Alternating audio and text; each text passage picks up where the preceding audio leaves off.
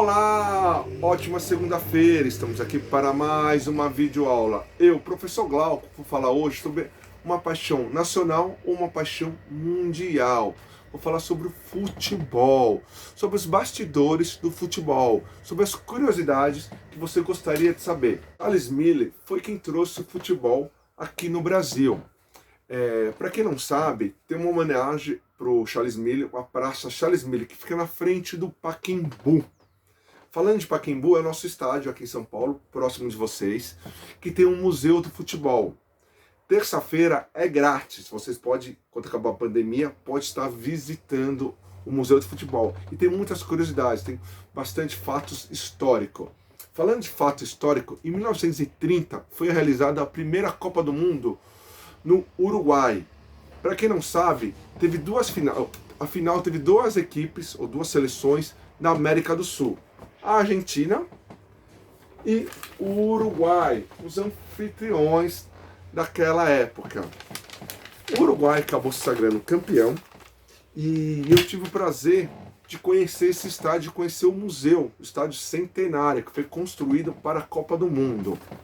E lá eu tive a oportunidade de ver a camiseta que foi utilizada na final. Foi muito curioso que na camiseta não tinha o logotipo da seleção e também não tinha um número nas costas. Para quem não sabe, o número foi introduzido em 1933. Isto. 3 anos depois da Copa do Mundo, foi colocado o número nas costas, na Inglaterra. E antigamente os números eram o seguinte: uma equipe usava de 1 a 11 e o outro usava de 12 a 22. No Brasil, chegou em 1947. Muito tempo depois chegou a numeração. E lá no museu é engraçado que você consegue observar toda essa evolução, tá bom? Um fato curioso, essa camiseta que eu estou usando, essa aqui, essa amarelinha, foi o único país que participou de todas as Copas do Mundo. Toda vez que teve Copa do Mundo. E como o Brasil foi o primeiro país a ganhar 3 vezes uma Copa do Mundo, ele teve direito de ter a taça Jules Rimet. Ficou pro Brasil, ele ganhou 3 vezes, teve o direito. E você acredita que essa taça foi roubada? Sim. O Brasil, você ganha uma réplica e a taça original. Quem ganhar, a equipe ganhar 3 vezes, fica com a taça. E o Brasil deixou exposta no museu, na CBF. Acabou sendo roubado.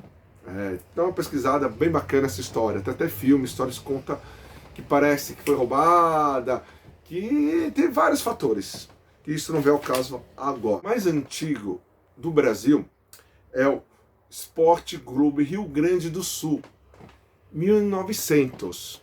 Mas aí tem uma controvérsia com a nossa querida macaca, a Ponte Preta. Uns falam que a Ponte Preta foi o time mais antigo, uns falam que é o Esporte Clube Rio Grande do Sul. Você olha, aqui tem a data de fundação da Ponte Preta, dia 11/8/1900. Então tem essa briga. Ah, mas gente, o Flamengo é mais antigo. O Flamengo, o Sport, esses times eram clube regata. Depois foi introduzido o futebol.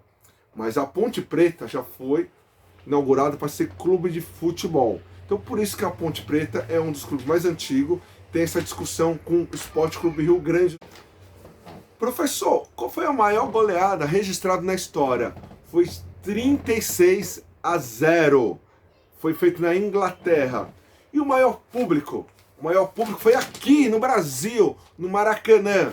Não é à toa que o Maracanã agora não é mais. Foi o maior estádio do mundo, construído em 1950 para a final do Brasil, na Copa do Mundo Brasil, que foi a primeira Copa do Mundo.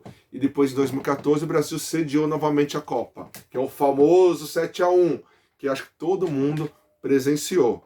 O 7-1 contra a seleção da Alemanha. Isso é um fato histórico. Você já faz parte da história. Quem fala 7-1, vocês vão lembrar.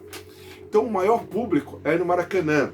Foi dia 1970, com 18... Não, não sei nem ver o número aqui. 183.341 pagantes. Foi o maior público registrado no futebol. Em 1970, uma partida entre Brasil e Paraguai. Turma, espero que tenham gostado da nossa videoaula. E eu quero falar que logo depois vai ter um filme Boleiros, para você assistir, Era Uma Vez de Futebol. Conta a história dos 5 clubes aqui de São Paulo. Quais são os 5 clubes de São Paulo? História do Juventus, o meu querido moleque travesso. História do Santos, Palmeiras, Corinthians e São Paulo. Vai falar dos bastidores. Vale a pena ter no YouTube. Logo depois vocês vão receber o link. Chama Boleiros, Era Uma Vez de Futebol, de Hugo Giorgetti. E logo depois tem um PDF, que eu estou preparando uma surpresa para vocês. Nós vamos bater um papo com um treinador de futebol, Rodrigo Santana.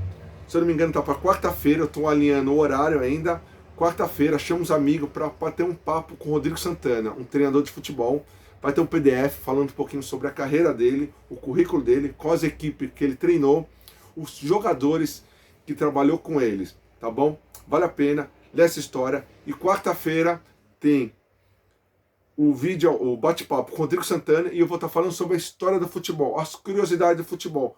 Por que a camisa da seleção é azul? Isto amanhã eu respondo para vocês. Um grande abraço, até a próxima!